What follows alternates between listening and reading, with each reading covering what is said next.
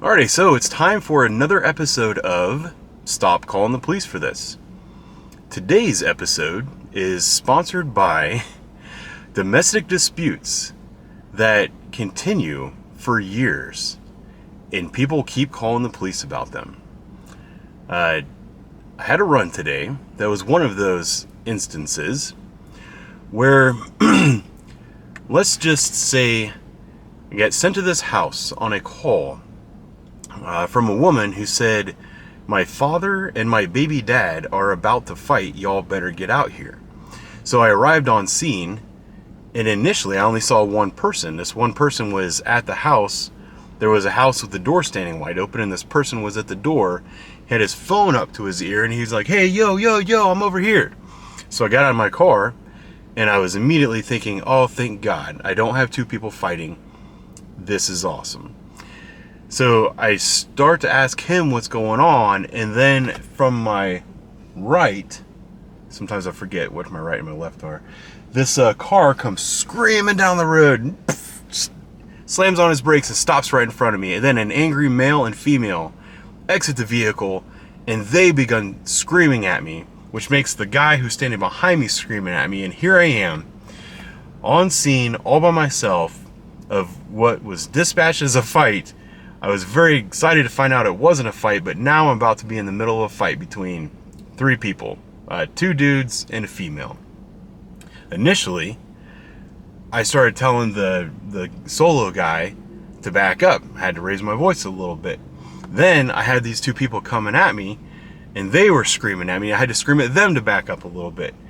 Finally, I realized that the solo guy that was up at the house was the one that was going to be the biggest douchebag. So I told him to get in the house, and I came to talk to these other two people because it happened to be a man and his daughter.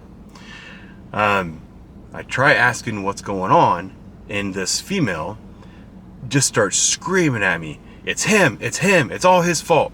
I'm like, "That's not what I asked you. I asked you what's going on." Then she said, well, she used a lot of N-words over and over and over again.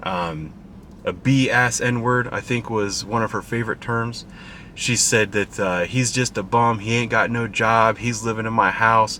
I got this house through the women's shelter. He ain't even supposed to be here. He ain't on the lease. I want him out. He's garbage, blah, blah, blah.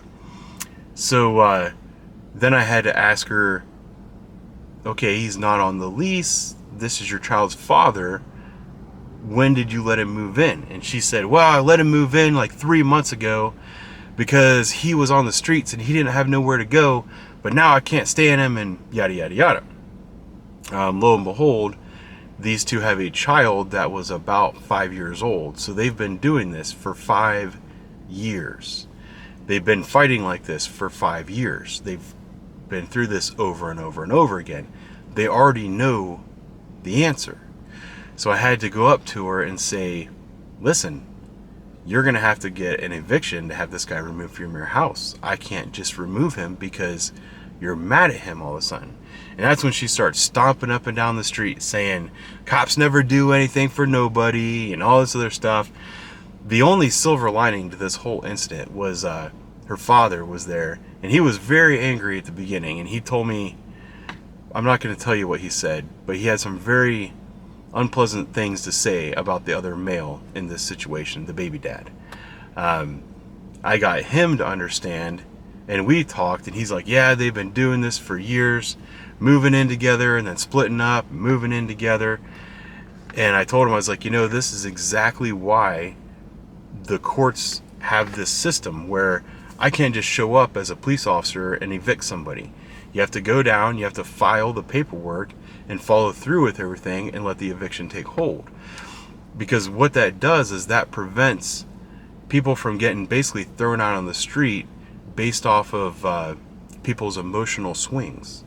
And that's what was going on today.